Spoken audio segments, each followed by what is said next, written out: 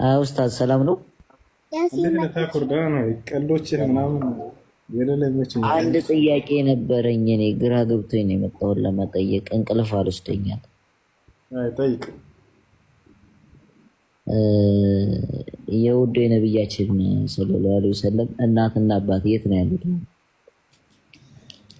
የነብያችን ሰለላሁ ዐለይሂ ወሰለም እናትና አባት ከአህለል ፈትራ ናቸው። አህለል ፈትራ ማለትን ማለት ነው ያለፈውን ነቢይ ያላገኘ ቀጣዩንም ነቢይ ያላገኘ በመካከለኛው ዘመን ላይ የደረሰው ማለት ነው። እነዚህ ሰዎች ደግሞ ነገ የትንሣኤ ቀን ይጠየቃሉ ከአምላክ ፊት እንጂ በቀጥታ ጀሃነም ናቸው ተብሎ መወሰን አይደለም።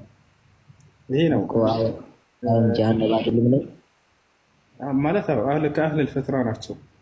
አቢ ወአቡከ ፊናር የሚለው ሐዲስ ያ ነገር አባታቸው ነው የሚያሳደጋቸው። አቡ ጣሊብ እርሱ ደግሞ ቀርቦለት ነበር፣ ነቢይ አግኝቶ ነበር። እርሱን እንደ አባት ይጠራል። አረቦች አጎትን አባት ብለው ይጠራሉ። ያ ነው እንጂ አባታቸው አብደላህ ዒሳንም አላገኘም። ያለፈውን ነቢይ ሰለላሁ ዐለይሂ ወሰለም አላገኘም አይደለ? እናታቸው አሚና እንደዛው ዒሳንም አላገኘም። ያለፈውን ነቢይ ሰለላሁ ዐለይሂ ወሰለም አላገኘችም። የነቢይነት ዘመናቸው ላይ አብደላህ የሞተው የነቢዩ ሰለላሁ ዐለይሂ ወሰለም አባት ነቢያችን ሰለላሁ ዐለይሂ ወሰለም ከመወለዳቸው በፊት ነው። ገና ተረግዘው ሳሉ ማለት ነው። ልክ እንደሆነ ነቢያችን ሰለላሁ ዐለይሂ ወሰለም እናታቸው አሚና ደግሞ የሞተችው ገና ነቢያችን ሰለላሁ ዐለይሂ ወሰለም ነቢይ ሳይሆኑ በፊት ገና ሕፃን እያሉ ነው። እና ይህ ነው ከአህለል ፈትራ ናቸው የሚለው ነው። የሙሐመድ አሚን ኢማም ሙሐመድ አሚን አሸንቂጥ የሚባሉ ታላቅ ዓሊም አሉ። የሼክ አብዱልዓዚዝ ብን ባዝ ሼክ ናቸው። አድዋኡል በያን የሚል ተፍሲር ባለቤት ናቸው። ይህ ታላቅ ዓሊም ይህን ያውቀው ናቸው። እሺ ሌላ ደግሞ ምን መሰለህ፣ አንድ ሰው እስላም ሆኖ ተወልዶ አድጎ ክርስቲያን ከሆነ ይገደላል የሚላለን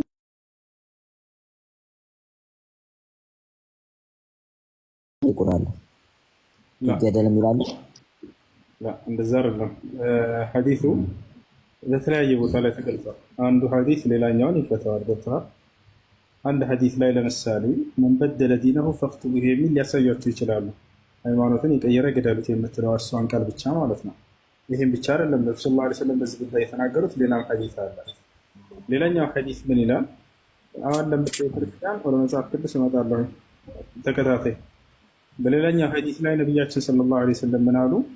ይህንን አስመልክተው ሲናገሩ ማለት ነው ይታል ላ የሒሉ ደሙ ምርኢን ሙስሊሚን ኢላ ቢኢሕዳ ሰላሳ ነው። አነፍስ ቢነፍስ፣ አሰይሩ ዛኒ፣ አታሪኩ ሊዲኒሂ፣ አልሙፋሪቁ ሊልጀማዓ ነው። የአንድ ሙስሊም ሰው ደሙ በሶስት ምክንያት ካልሆነ በስተቀር ሊፈሰስ አይገባም አሉ። አንደኛ ነፍስን ያጠፋ ሰው የገደለ ይገደል በሚለው ማለት ነው። ሁለተኛ ደግሞ ምንድነው? አሰይሩ ዛኒ ባለትዳር ሆኖ ዝሙት የሰራ ካሉ በኋላ ከዚያ አታሪኩ ሊዲኒሂ አሉ ሃይማኖትን የተወ ካሉ በኋላ ዝም አላሉ። ይህ አንድ ባህሪ አስከትለው ተናገሩ። ስለዚህ ሰው ሃይማኖትን በመተው ብቻ ቢገደል ኑሮ ይህን ቃል ብለው ዝም ቢሉ ነበር። አልሙፋሪቁ ሊልጀማዓ ብለው ይሄንን ባህሪ ቀጠሉ።